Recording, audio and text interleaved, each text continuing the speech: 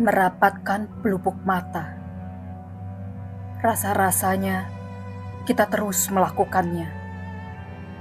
Ada sebuah masalah yang kerap terjadi tanpa jeda, di sela rasa was-was yang sesekali melintas pada setiap korban yang berhamburan bagai polusi di jalanan. Masalah ini terus mendera para pelajar. Perundungan di sekolah menjadi ancaman nyata bagi kesejahteraan emosional dan akademik anak-anak. Mari kita telusuri ke dalam dimensi tersembunyi ini dan menyaksikan dampak yang dihadapi para korban. Adakah upaya yang dilakukan untuk menghentikan siklus kekerasan ini? Bagaimanakah respon mereka terhadap kesehatan mental yang seakan masih kehilangan identitas?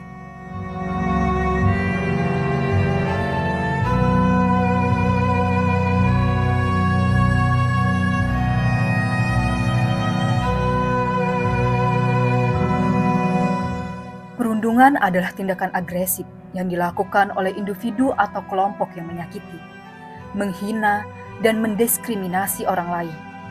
Perundungan di sekolah bukanlah hal yang bisa diabaikan. Ini adalah pandemi yang merayap di koridor-koridor pendidikan.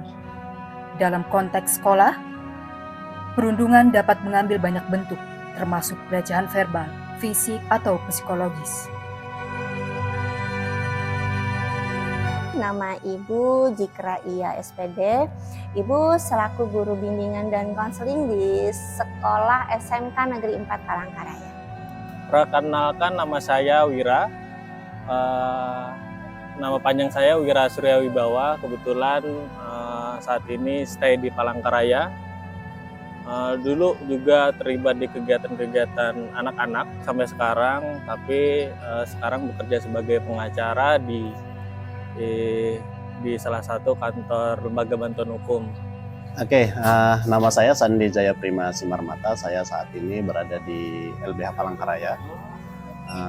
Kebetulan di LBH Palangkaraya saya sebagai Kepala Bidang Advokasi dan Kampanye.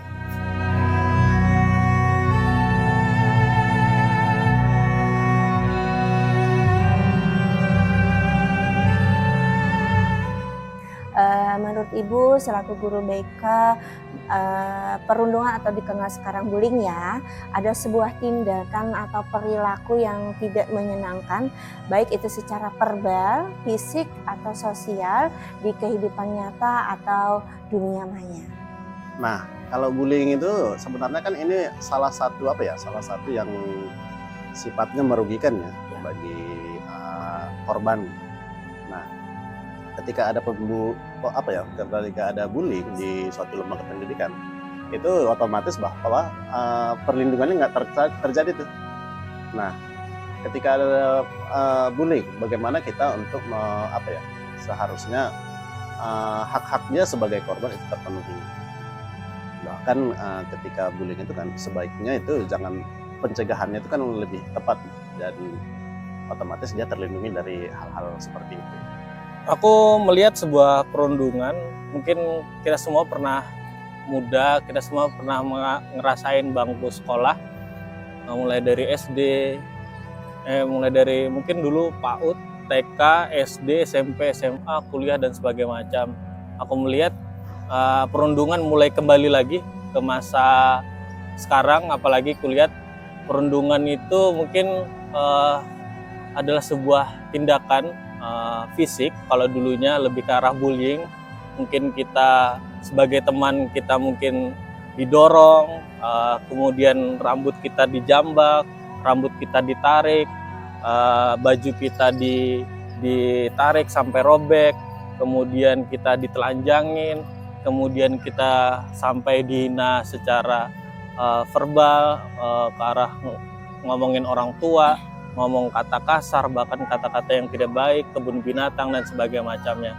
Aku lihat perundungan hari ini adalah sebuah kata yang mungkin menjadi perkembangan, atau mungkin polanya semakin meluas, yaitu perundungan bukan hanya tentang secara fisik, tapi secara di media sosial, yang dimana hari ini terlihatnya semua orang nggak hanya hati-hati tentang mulutnya apa yang dikeluarkan, tapi hati-hati juga apa yang dikeluarkan secara ujung jari atau ujung tangan yang kamu tuliskan di caption, tulisan status dan sebagainya macamnya.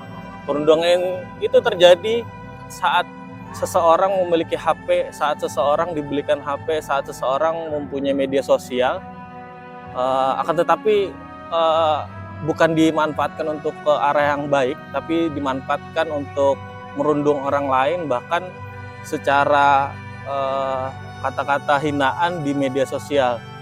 Dan itu sangat terekam jejak digitalnya, karena update secara status berapa orang yang lihat di insight, misalkan di Instagram, di WA, kemudian dipasang status misalkan foto-foto aib dia. Itu merupakan sebuah penghinaan yang mungkin dianggapnya sebuah candaan, tapi bagi si para korban dia merasa terhina, mungkin secara psikis dia bakalan nggak melupakan kejadian itu.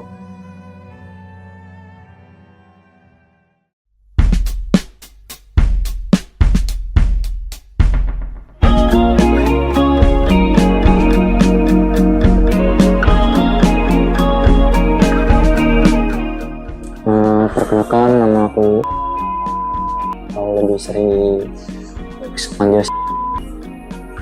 Kalau kesibukannya ya kuliah, terus nari lah di sanggar.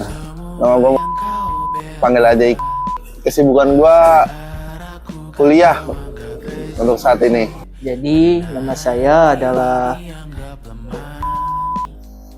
dan kesibukan saya pada sekarang ini itu saya kuliah. Batin lapar kau muda digembala, lihat sekarang engkau di mana.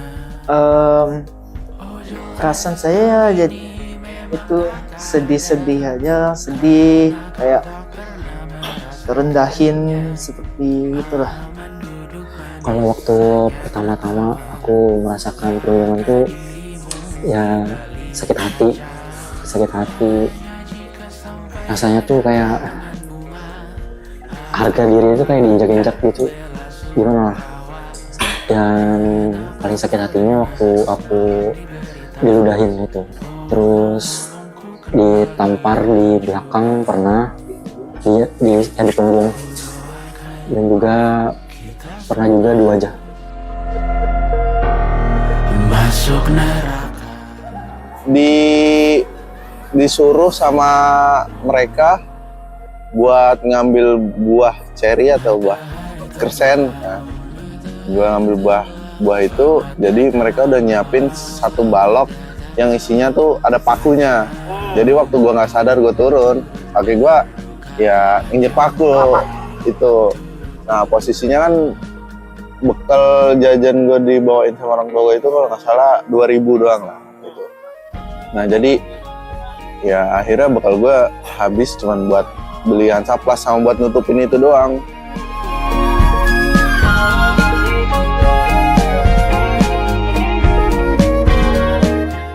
Perundungan di sekolah tentu berdampak serius pada kesehatan mental dan emosional korban.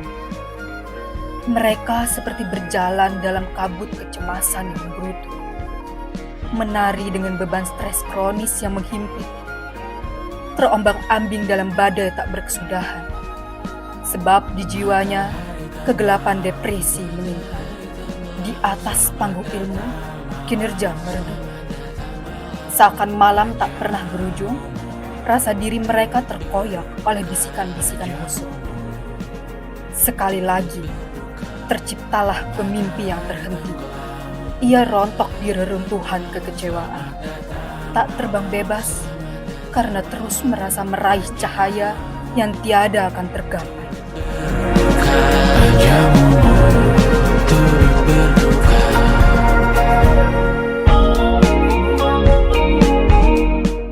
Mempengaruhi, contohnya seperti kayak untuk berkomunikasi dengan orang lain tuh kayak takut kalau kenal orang baru tuh, ini orang ini gimana sih gitu.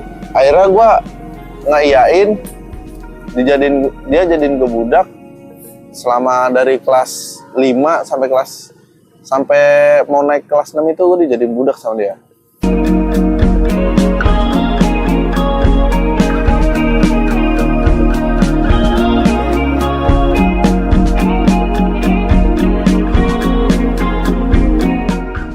Aku pernah minta laporan ke wali kelas, cuman responnya nggak apa-apa, nggak usah dilawanin gitu, diam aja gitu. Ya cuman bisa nangis gitu. Terus pernah juga kayak minta bantuan teman, ya teman cuman bilang udah aja, nggak usah diladenin, kan cuman gitu doang. Tapi pernah juga itu aku ngelapor ke papaku yang gara-gara bangkuku diambil sama temanku inisialnya I gitu lah. Aku laporin ke papaku, nangis aku di rumah gitu, laporin, wah aku nggak dapat bangku, diambil sama yang ini, kataku. Langsung papaku tuh marah, besok langsung datang ke sekolah, marah papaku tuh, kenapa kamu ini sama anakku kayak gini, katanya, kamu ini sekolah yang bener apa, gimana sih diajarin sama orang tuamu gitu, katanya gitu. Nangis dia gitu. Pas papaku pulang tiba-tiba aku diserang sama ditendang.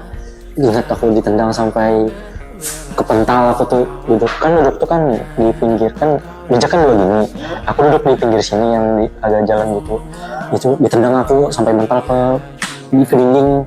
Itu nangis sejadi-jadinya pokoknya gitu, kayak apalah, nggak ngerti lagi sudah nangis itu gimana.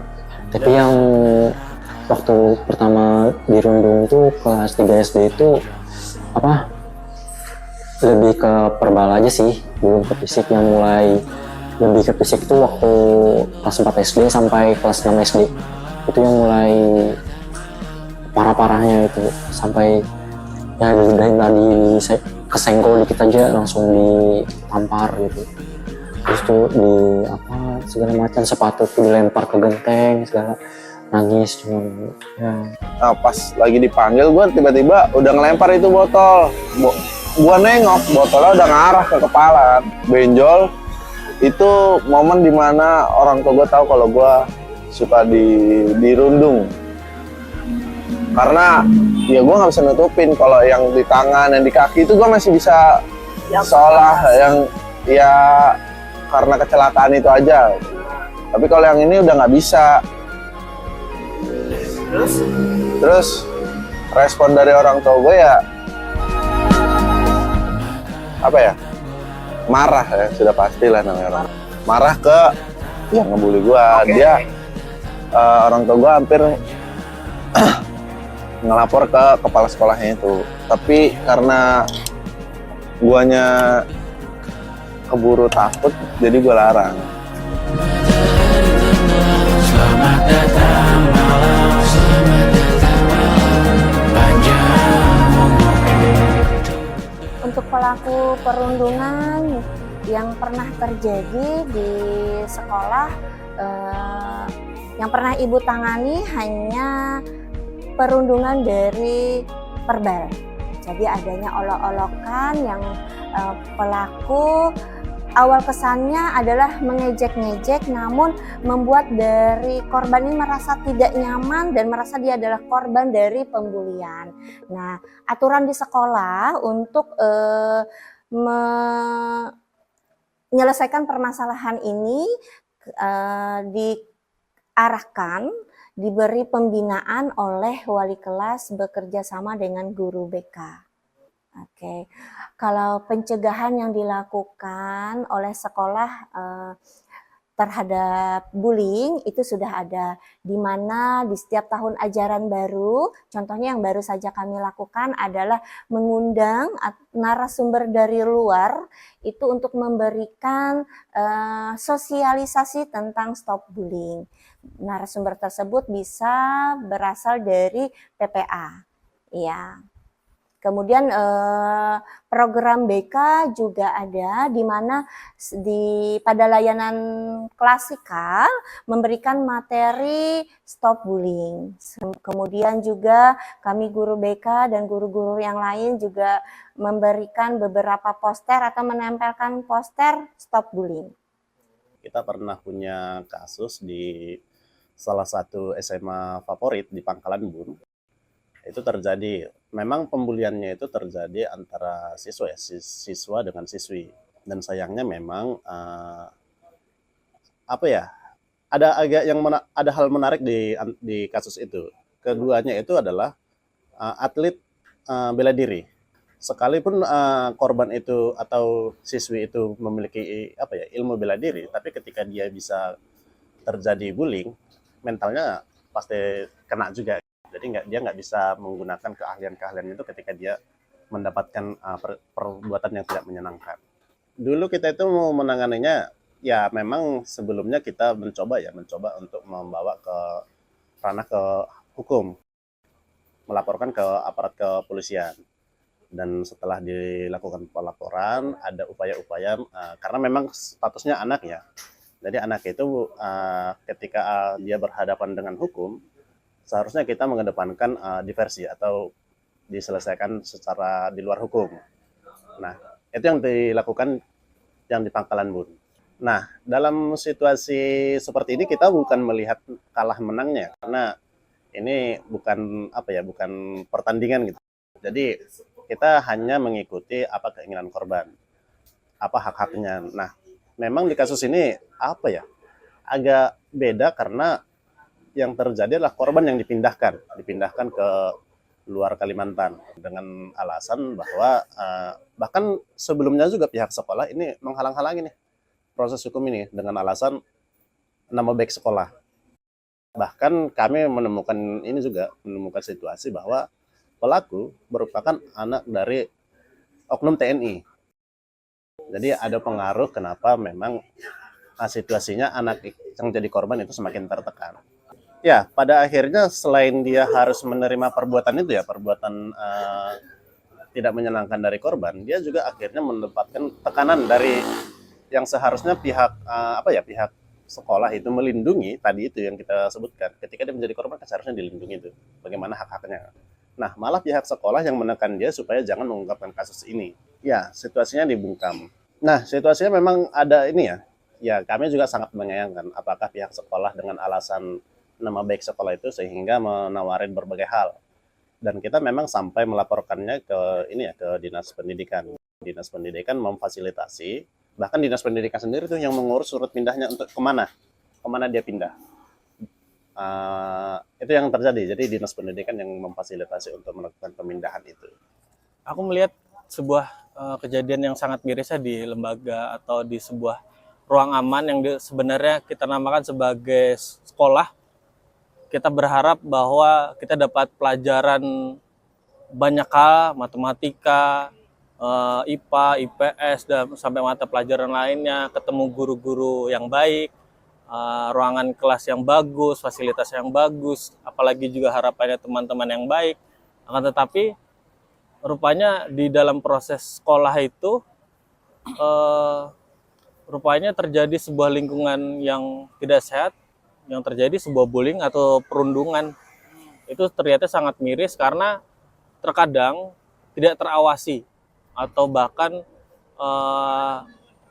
mungkin nggak jadi atensi yang serius ditanggapi oleh guru-guru karena menganggap itu bercandaan, tapi aku melihatnya ini bakalan jadi terekam di perjalanan hidup mereka saat dia disiram air comberan, dia disiram air, disiram tepung, entah bentuknya ulang tahun atau ngerjain, tapi apakah itu bagus untuk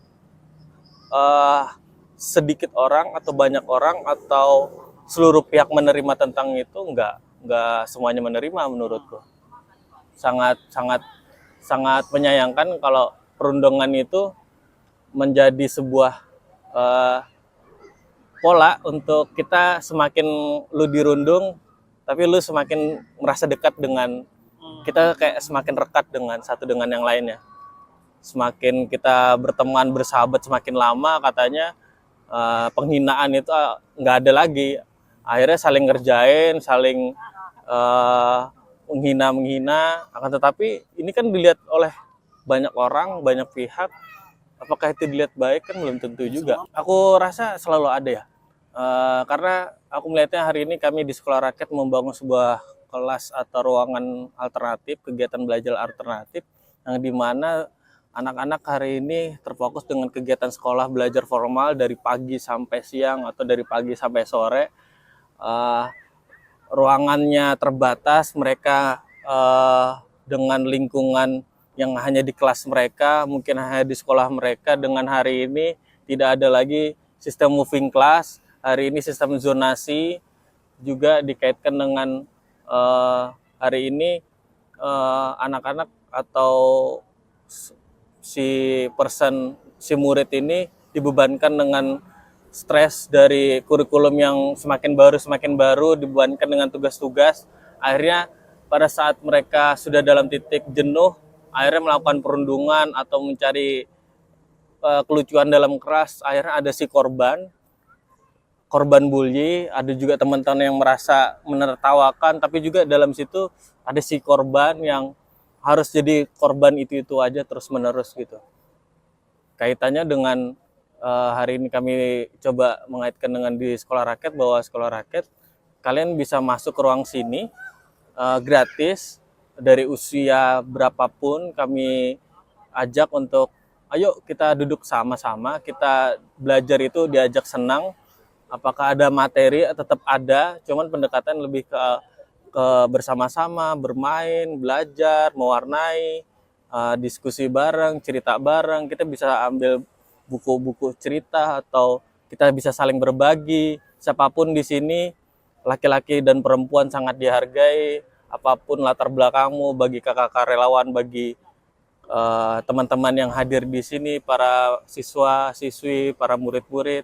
Karena inginnya di sekolah rakyat dan harapannya di sekolah juga, di sekolah formal, ruang sekolah adalah ruang yang aman untuk para generasi kita untuk bermain, untuk bisa saling berbagi cerita. Tidak ada korban dan tidak ada yang dikorbankan. Maka dari itu kita harus saling menghargai satu dengan yang lainnya. Nah, polanya adalah bentuk penghargaan, dan sistem belajar itu bukan hanya tentang kamera CCTV yang mengawasi kegiatan ada di kelas, tapi buatlah ruang kelas dengan bentuk sebuah kan kita ada sistem mungkin kayak organisasi kelas, ada ketua, sekretaris bendara dan sebagainya macamnya.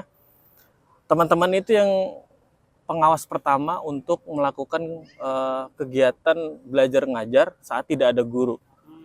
Kalau ketua kelas tidak bisa membatasi bercandaan atau begayaan teman-teman yang lain, akhirnya terjadi kelampaui batas, akhirnya mungkin jadi ada pembulian. Bahkan kalau si korban melawan, nanti dibilangnya berkelahian atau berkelahi, jadi bikin ribut di kelas. Padahal sebenarnya ada sebuah organisasi di kelas yang bisa mengatasi permasalahan yang ada di kelas, mulai dari ya salah satunya dengan perundungan, bullying, hingga permasalahan kelas telat, dihukuman dan sebagainya macam kan itu teman-teman kita juga. Harusnya dari si teman-teman kita itu yang bisa ngajak kita juga untuk bersama membuat situasi kelas yang lebih baik. Jadi ini kita anggap ya Palangkaraya ramah terhadap anak, tapi kejadian itu ada gitu. Bahkan hak anak di Kota Palangkaraya apakah sepenuhnya terpenuhi? Saya rasa tidak gitu. Nah, bahkan sebelum itu juga kita pernah lihat di media nih bahwa ada seorang anak yang lagi PKL ya, kalau anak itu PKL ya, yang sekolah itu PKL ya, atau pokoknya lagi praktek gitu di Polda Kalimantan Tengah, dan dia dilecehkan oleh oknum yang ada di situ. Oknum, dia magang di Polda tapi dilecehkan oleh oknum polisi yang ada di situ. Kasusnya sedang berlanjut di pengadilan. Kalau yang di Polda setahu kami itu dia ini ya, di si oknum Polri ini itu langsung merangkul si korban dari di belakang, dan itu terjadi di ruangannya si oknum ini. Korban ini cewek dan pelakunya adalah Polri. Dan mereka mencoba untuk kasusnya jangan diungkap gitu, dan memberikan memberikan sejumlah uang untuk diam gitu. Dan ini kan sangat miris gitu. Ini menunjukkan ya, bahkan ketika Jumat curhat itu Bu, yang di Humas Polda itu ya, yang ini kan lagi tinggi-tinggi nih, video call seks itu ya. Korbannya ini adalah kebanyakan siswi, banyak ini masih anak. Nah, bagaimana ini? Ini kan jadi pertanyaan nih, apakah kota Palangkaraya yang ramah anak itu ya dengan sejumlah kasus yang dicurhatkan ke Polda, bahkan Polda sendiri ini. Dan oknum yang ada di Polda ya, oknum yang ada di Polda itu terjadi kan di ruangan mereka, di lingkungan mereka yang seharusnya mereka adalah tempat paling aman kan. Tapi terjadi tindak pidananya di situ. Nah, apakah Polda selama ini mau nih mengungkapkan dengan kasus curhatan tadi yang selalu tayang setiap minggunya gitu? Tapi ini kan nggak pernah gitu. Yang kami lihat, apakah program-program yang dilakukan mereka ini hanya sebuah pencitraan?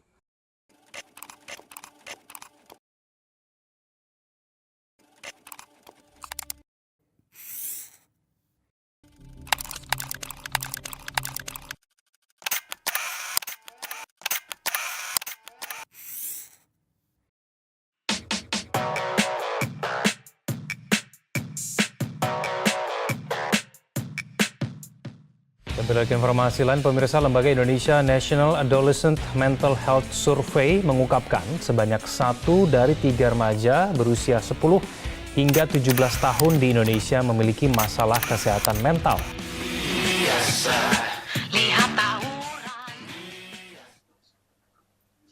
Kota cantik, inilah kota Palangkaraya. Sebuah kota yang abadi keindahan alam hijaunya. Bagai memberikan warna pada penghuninya, namun tidak bagi mereka yang terus diikuti awan hitam. Korban perundungan. Dilansir pada berita acara terbaru, kasus perundungan kembali terjadi di beberapa sekolah. 2023, tahun yang menandakan betapa maju seharusnya sistem pendidikan dalam meminimalisir terjadinya siklus kekerasan. Kini kita saksikan kembali sebab dan akibat terjadinya perundungan yang memberikan kelekatan kenangan menyakitkan. Kepada para korban, kami ucapkan terima kasih karena terus berjuang dan memberikan suara langkah kaki yang lantang dalam menebar semangat dari keterpurukan. Semua harus menyadari urgensi dan kepentingan memerangi perundungan.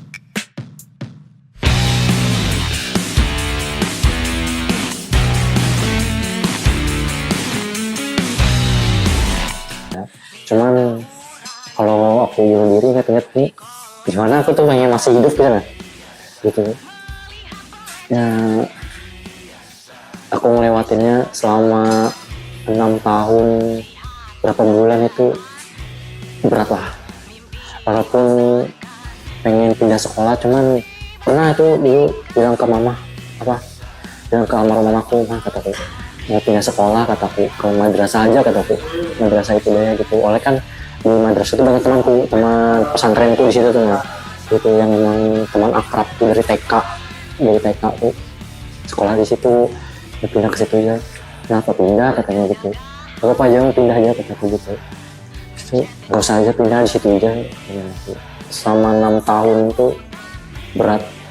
Tapi pas waktu masuk SMP itu ya agak ringan lah, oleh karena udah beda kelas gitu.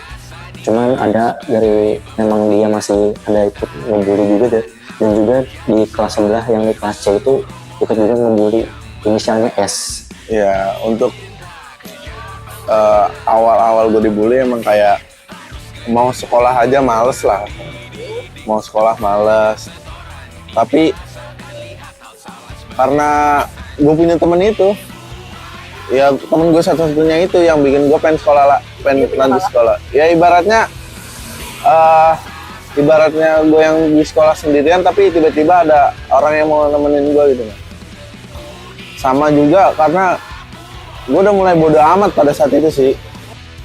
Jadi kayak ya udahlah, lo boleh aja gitu. Thinking positif aja sih. Ini akan bisa berlalu sudah bisa lewat nanti.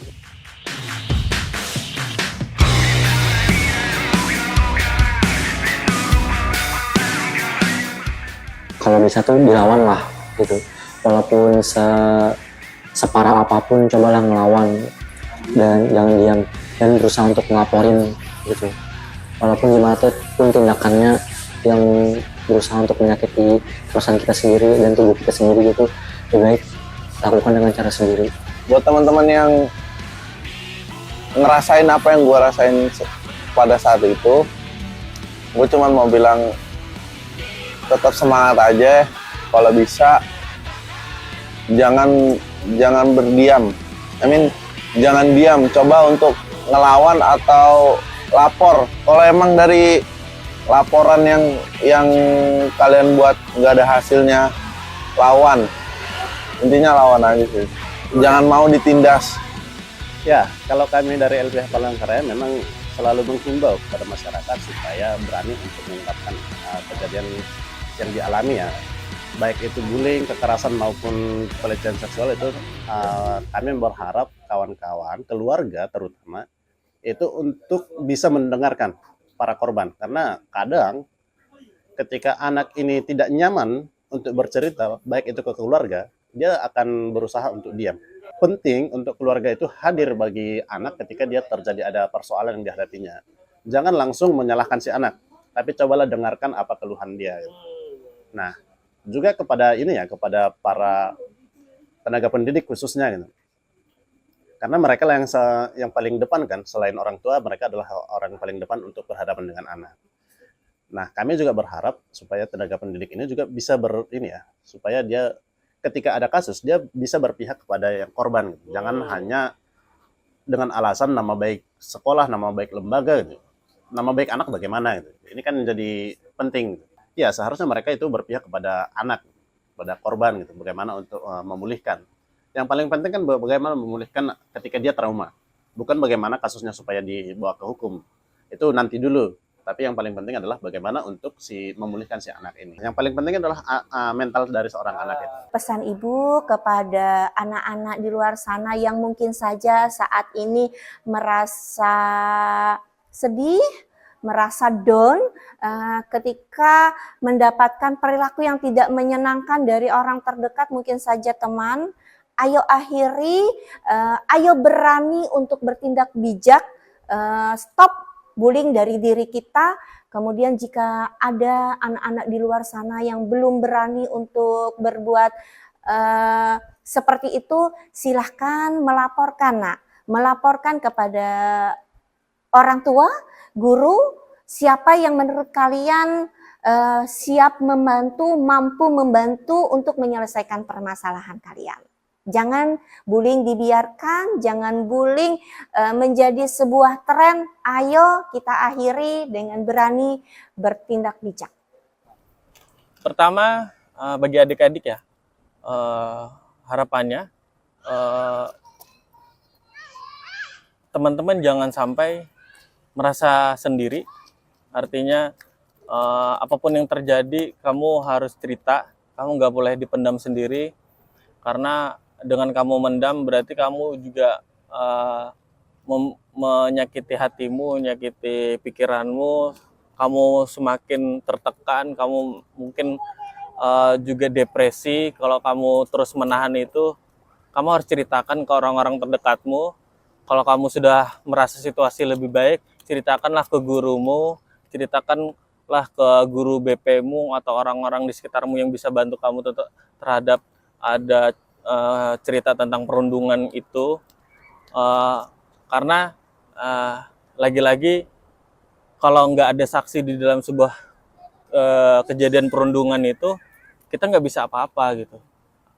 Artinya harus mengharapkan si korban, ya makanya kita harus support si korban yang kena perundungan, korban yang kena bully. Kita harus mendorong, kita harus meyakinkan mereka, kamu harus cerita ke temanmu kah, saudaramu kah, orang-orang di sekitarmu kah, apapun yang terjadi kamu harus cerita. Itulah yang membuat dengan kamu berbagi cerita, kamu juga memprotek dirimu terhadap potensi-potensi yang mungkin terjadi adanya perundungan. Kamu juga harus tahu tentang perundungan itu bisa terjadi dengan adanya kesempatan. Kesempatan itu bisa terjadi di suatu situasi yang demikian, kayak di WC, pada saat kamu olahraga, pada saat kamu di kelas kosong dan sebagainya macam. Kalau ada potensi-potensi seperti itu, hindarilah. Kalau mungkin kamu di sekolah, harapannya kamu tuh ada juga berteman, jangan kemana-mana sendiri, karena dari kamu berteman itu aku rasa termasuk penting selain dari struktur kelas tadi, karena dengan kamu berteman, kamu ada teman untuk saling jaga, saling backup, teman-teman untuk saling curhat, apapun yang terjadi di kamu. Dan untuk itu, apapun yang terjadi, jangan takut, kamu harus berani bersuara. Kami tahu, pada tawa kalian, berlimpah kesakitan dalam sembunyiannya, bagaikan hidup yang tidak benar-benar hidup. Dan kami pun tahu, tidak akan pernah sampai semua pesan untuk bertahan pada keterpurukan sebagai korban perundungan, jika hanya dilakukan oleh mereka yang menjadi korban. Bersama, mari kita menyuarakan pengalaman korban, membangun kesadaran, dan memberikan energi positif demi lingkungan di mana semua merasa aman dan dihormati. Dengan bekerja sama, kita akhiri siklus perundungan yang melekat ini.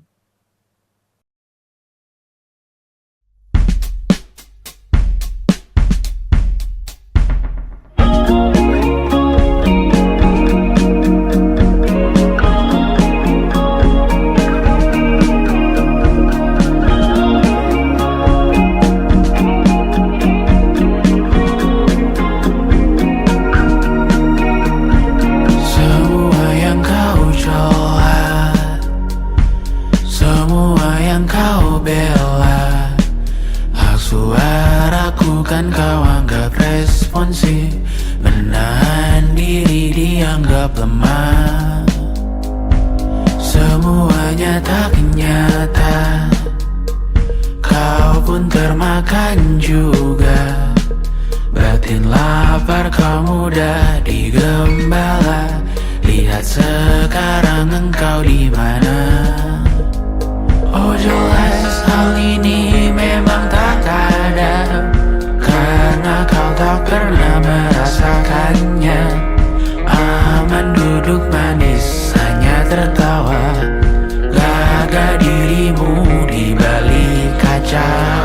Hanya jika sampai ada karangan bunga, aku akan berbelasungkawa.